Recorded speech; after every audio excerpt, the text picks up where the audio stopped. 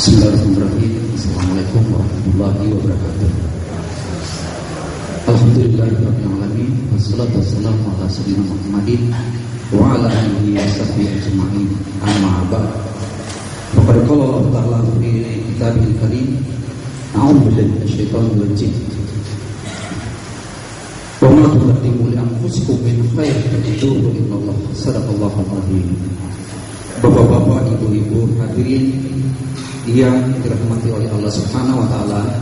Alhamdulillah, di malam yang sangat penuh berkah ini kita kembali mengikuti rangkaian acara yang sangat agung di dunia ini, di mana baru-baru tadi kita saksikan bersama 6 orang yang mendapatkan hidayah dari Allah Subhanahu wa taala dengan adanya kesempatan bagi mereka untuk mendapatkan pengajaran, untuk diajari zikir oleh Allah Subhanahu wa taala.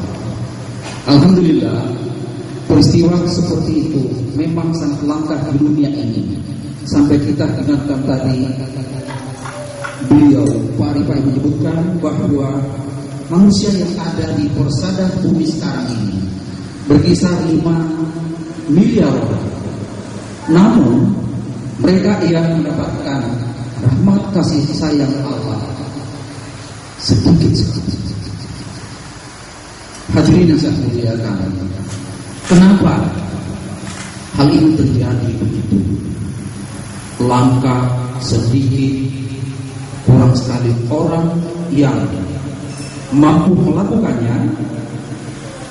Yang pertama sekali, sebelumnya Rasulullah Sallallahu Alaihi Wasallam, disinilah kita lihat adanya kemunduran amalan seperti itu.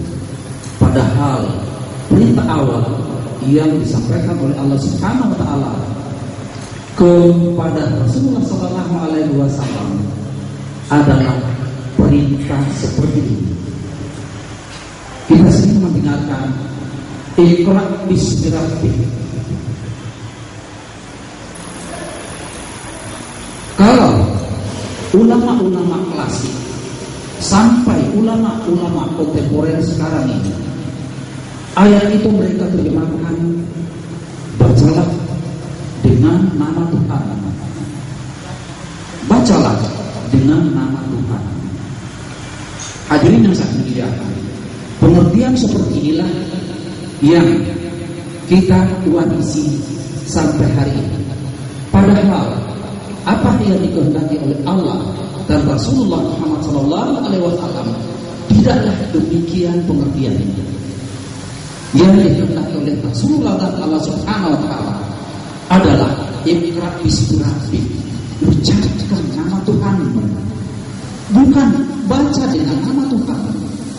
Karena orang menerjemahkan baca dengan nama Tuhanmu, maka di situ apa yang dibaca dengan nama Tuhan? Sampai orang menafsirkan yang dibaca dengan nama Tuhan adalah alam raya ini. Jauh sekali apa yang dikehendaki oleh Allah Subhanahu Wa Taala. Allah menghendaki baca nama Tuhanmu, Allah al-Khalaq, bukan yang diciptakan dia dibaca. Oleh karena itu, apa yang kita warisi selama ini, yang kita diajarkan oleh para pendahulu kita, sinilah keliruan-keliruan yang menyebabkan apa yang kita alami sekarang ini, amalan seperti ini, seperti amalan yang baru. Padahal amalan seperti ini sudah dari awal Rasulullah telah mendapatkan wahyu itu. Wahyu yang pertama turun, ayat yang pertama turun memerintahkan baca nama Tuhanmu. Di ayat-ayat lain disebutkan dengan wadkur rabbak, sebutkan nama Tuhanmu, ingat nama Tuhanmu. Ayat yang pertama bukan langsung memerintahkan sholat. Kenapa?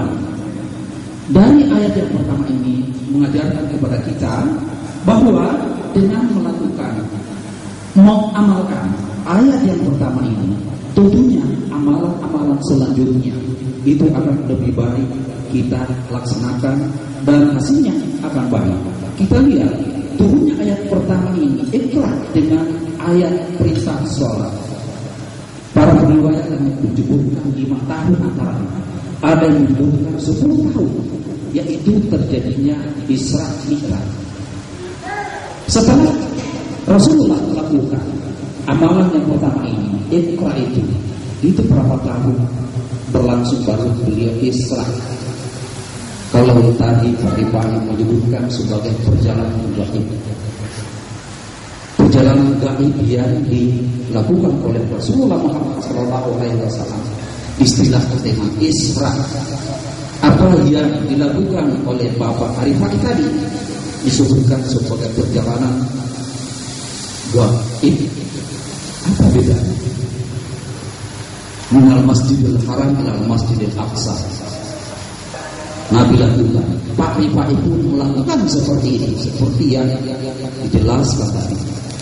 Oleh karena itu, apa yang kita ajarkan sekarang ini, jangan, terutama saudara-saudara saya tadi yang baru masuk, jangan menganggap ini ajaran yang baru. Ini ajaran yang pertama sekali. Cuma orang-orang terdahulu yang mengajarkan kepada kita itu belum memahami dengan sebaik-baiknya seperti apa yang dipahami oleh Rasulullah SAW. Hadirin yang saya muliakan, oleh karena itu terutama saudara-saudara yang baru tadi mendengarkan suara langsung. Di atas tadi ditampilkan penyampaian suara langsung. Ini kalau kita diangkat di luar, bagaimana suara langsung dari Allah Subhanahu wa Ta'ala. Itulah hasilnya ayat yang pertama. Tadi Pak Rifai menjelaskan gambar-gambar, tentu kita sudah bisa paham. Hati yang mana bisa mendengarkan suara langsung, tentunya bukan yang di hati yang pertama. Coba kita lihat manfaatnya. Pengamalan ayat yang pertama turun bukan langsung dengan perjalanan sholat. Bagaimana orang bisa khusyuk di sholat kalau amalan zikirnya tidak bisa? Hadirin yang dimuliakan. Jadi apa kita dengarkan tadi dari kedua beliau, dari Nial SPD. Beliau ini adalah alumni matematika.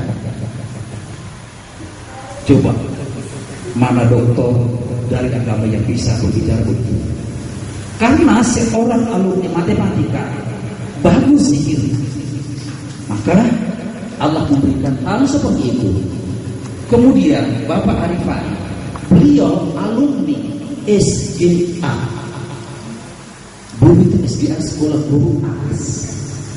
Coba kalau kita lihat yang akan diberikan suara langsung seperti itu untuk doktor profesor, ternyata sampai hari ini kita belum mendapatkan hal seperti itu.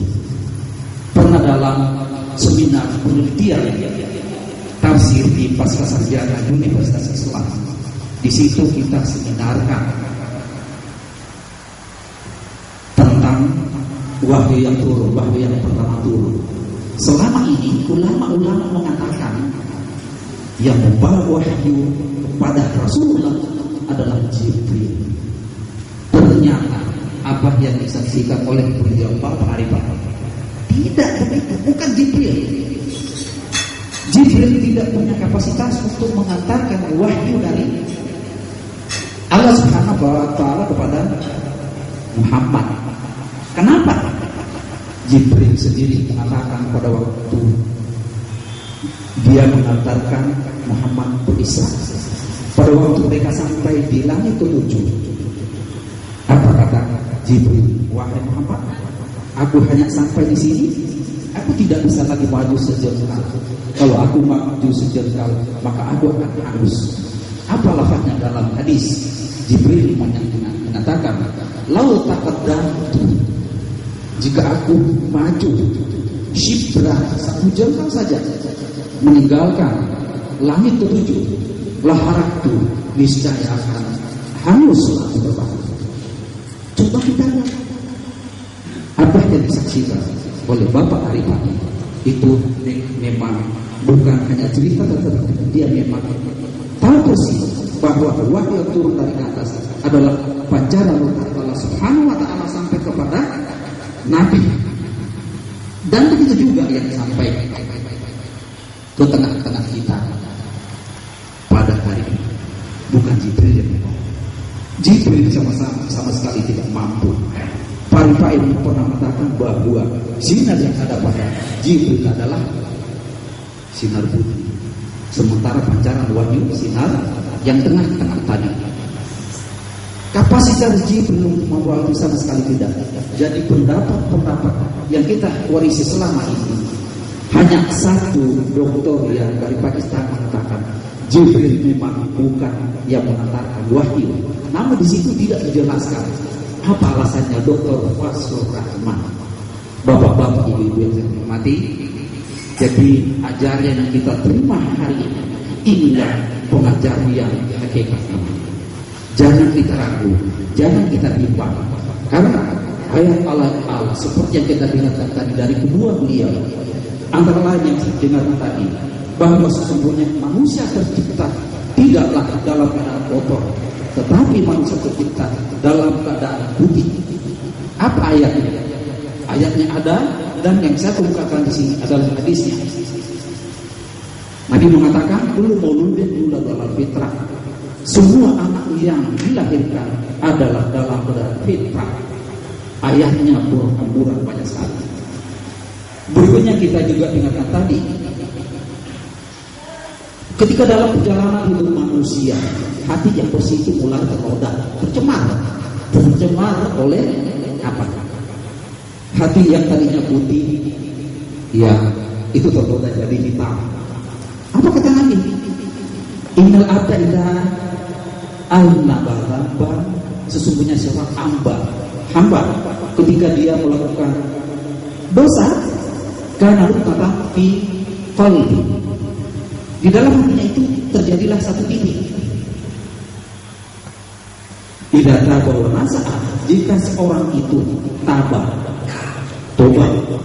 membersihkan diri, sakulah qalbu, hati itu akan kembali bersih. Akan tetapi jika tinggi itu kembali bertambah, zada, maka hitam itu akan bertambah seperti kita lihat tadi itu kuda hitam. Berikutnya, kenapa menjadi hitam lagi? Karena manusia itu melakukan kesalahan. Ayatnya luar biasa tadi. Jadi apa yang kita dengarkan tadi itu semuanya dari Al-Quran dan Al-Hadis. Antara lain disebutkan hati itu kotor, hati itu hitam, itu karena ulah manusia. Apa ayat Al-Qurannya? Balrana ala qulubihim, maka yaksibur. Hati manusia itu menjadi tercemar, menjadi hitam. Karena apa? Maka yaksibur, karena ulahnya bahasa kita, bahasa Al-Quran adalah lafaz yaksibur. Hadirin yang saya muliakan, saya melangkah ke sebanyak ayat, saya melangkah ke ayat berikutnya. Tadi saya ingatkan, penyembahan manusia tidak ada yang sampai kepadaku. Kenapa penyembahan manusia ini tidak sampai kepadaku? Karena di dalam hati manusia ada penyakit. Benar, dalam hati manusia itu ada penyakit. Dalam Al-Quran, fi qulubihim marad, di dalam hati manusia ada penyakit. Ya, betul. Al-Quran katakan di dalam hati manusia ada penyakit. Tadi disebutkan penyakit itu apa? Antara lain angkuh, congkak, iri, bangga, dan sebagainya. Saya contohkan satu ayat. Kenapa amalan manusia, penyembahan manusia tidak sampai kepadaku? Ada satu ayat yang menyebutkan, innal ladzina kadzdzabu bi ayatina wastakbaru anha la tuftahu lahum abwaabus samaa'i. Orang-orang yang mendustakan ayat dan bangga, sombong. La tuftahu lahum abwaabus sama. Kepada mereka itu tidak dibukakan pintu-pintu langit. Kita tahu amalan kita itu naik ke langit. Ayat ini bilang orang yang mendustakan agama, orang yang congkak, la tuftahu lahum abwaabus sama, pintu langit tidak akan dibukakan. Wa yadkhulul jannah, orang itu tidak akan masuk surga hatta yalijal jamalu fi samil hiyam, sampai seekor unta masuk di lubang jarum. Tidak ada jalan seekor unta masuk di lubang jarum. Jadi tidak ada jalan. Amalan seorang yang mendustakan agama, mendustakan Al-Quran, congkak akan tembus ke langit, seperti ayat yang kita dengarkan tadi. Hadirin yang saya muliakan, masih banyak ayat-ayat. Yang penting sekarang mari kita yakini betul, karena kebenaran itu inilah yang kita terima di akhir zaman. Mohon maaf, inilah yang sempat saya sampaikan. Akhirul kalam, assalamualaikum warahmatullahi wabarakatuh.